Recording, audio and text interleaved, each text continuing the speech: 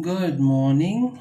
This is Startup City Boy speaking, and I'm going to be making stir fried cabbage with noodles. Usually, in the Asian market, noodles are being first boiled and then added noodles. Today, for a little zing, I'm adding some apples and what are we going to be talking about? The restaurant business is usually the first thing that women think about going into. And what happens is that they want to make everybody happy at the same time. But what happens in these cases is that a lot of people are very picky about the kinds of foods that they want to eat. So they may not understand the food. And the best way to start it is to serve platters, which is where you have made the choice on what type of products you're going to use, and you use them all, and they're cooked once, and you simply wait for the customer to make the choice that they make. When making a restaurant, what happens is that you need to have all of your things available before you even start, and that takes a lot of energy and pressure. If you don't give yourself a start to get used to the business in the first place, to get used to the hustle and bustle of the business, you will naturally fall out of need. I just put some little soy sauce. You will fall out of the desire to run your restaurant, and it is the same with any other business.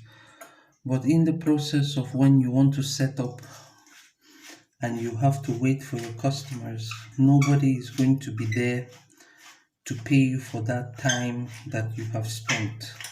So, what you can simply do as a diversified interest is you provide consulting to others by opening a school in culinary of the dishes that you're making so that you can make return back into the business that you have started.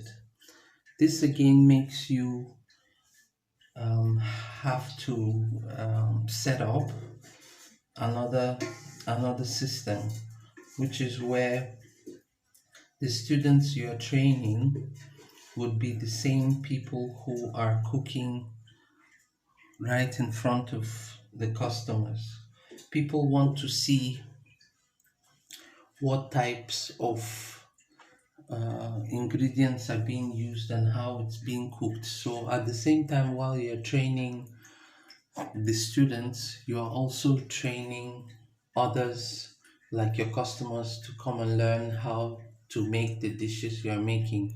So, in front of them, what happens is you end up being able to kill two birds at the same time.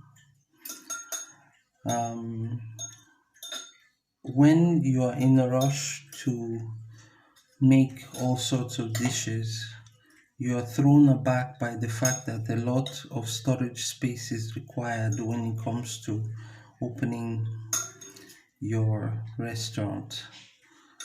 So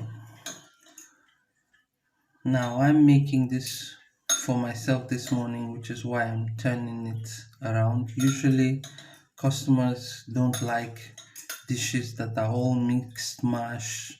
They want to see neatly what has been placed on the plates, which is why children usually refuse to eat foods, because They are inquisitive. They want to see what is in the meal.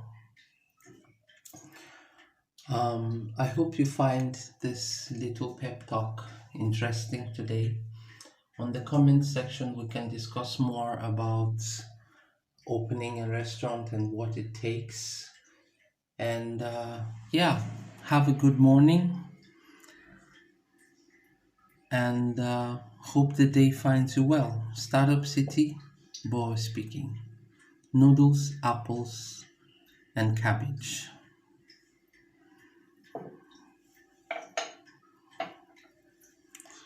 Take care.